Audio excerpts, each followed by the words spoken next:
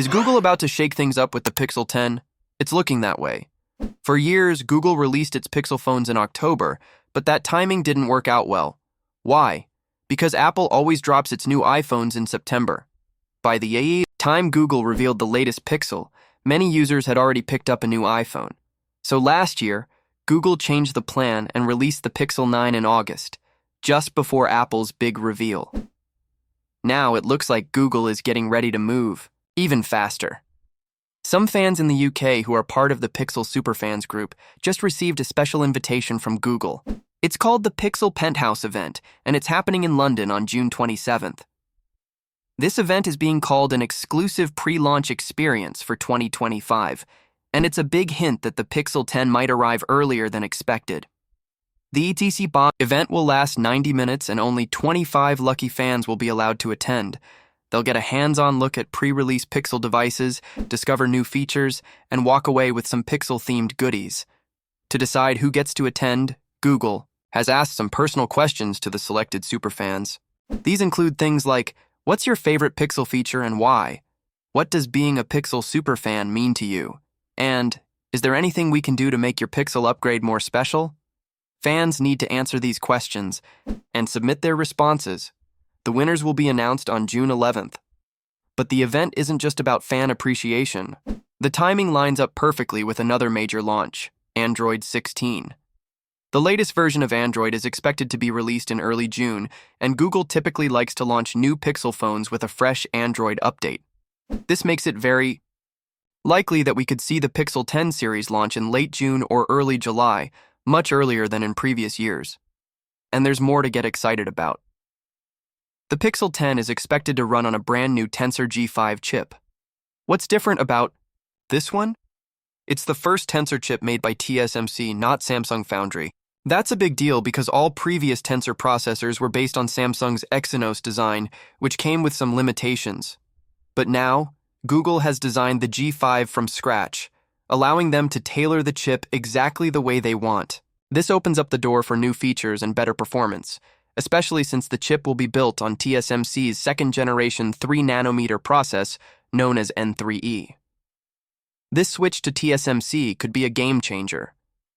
TSMC is widely seen as the industry leader in chip manufacturing, with customers like Apple and AMD relying on their advanced technology. With the Tensor G5, Google could finally offer a processor that truly competes with the best chips in the market, while also unlocking more exclusive software experiences for Pixel users. If you're in the United States and want to be part of the Pixel Superfan program, you can still sign up. Huawei has just launched the standard Nova 14, and it's already available for purchase in China.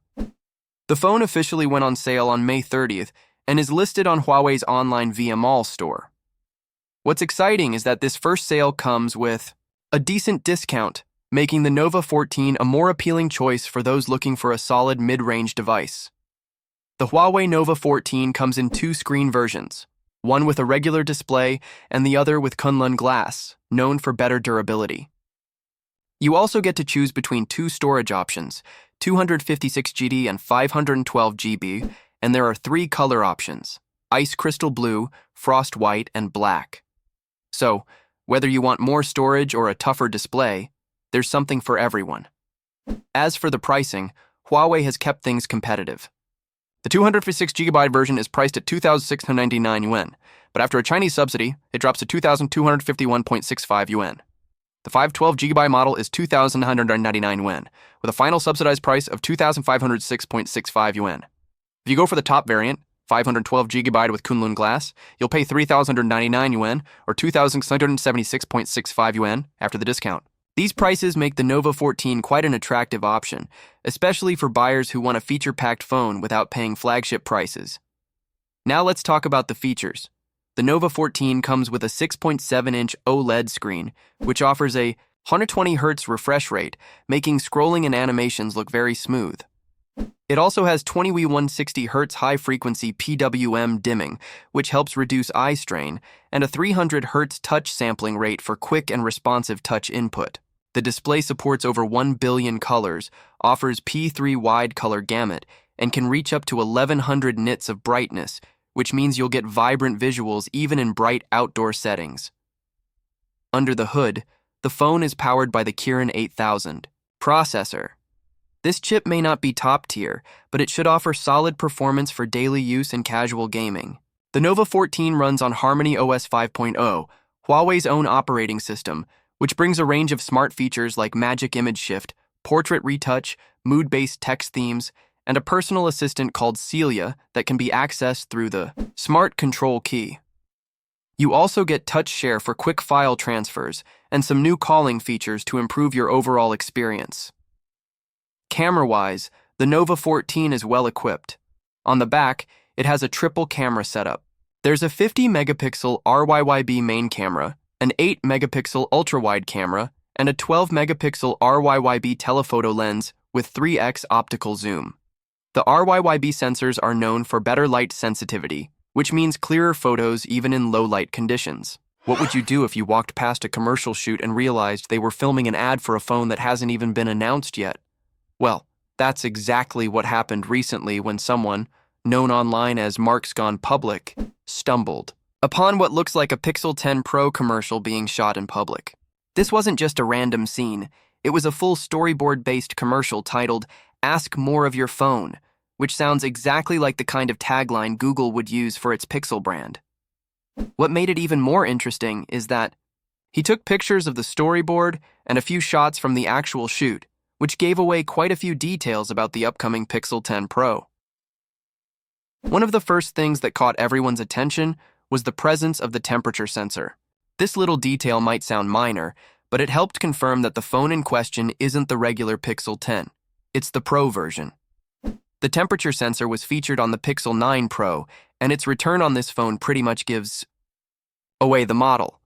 What's even more suspicious is that shortly after these leaks were posted online, the user's account was taken down. While there's no official word, it looks like Google might have had something to do with that, possibly to prevent more leaks from spreading. Visually, the Pixel 10 Pro doesn't look very different from the Pixel 9 Pro. The design seems to be consistent with the past couple of models, which makes sense. Google tends to stick with its design language for at least a few generations. However, the real story isn't what you see on the outside. It's what's happening inside the device. The Pixel 10 Pro will reportedly be powered by a brand new chip called Tensor G5, and this time it's not just another variation of a Samsung chip.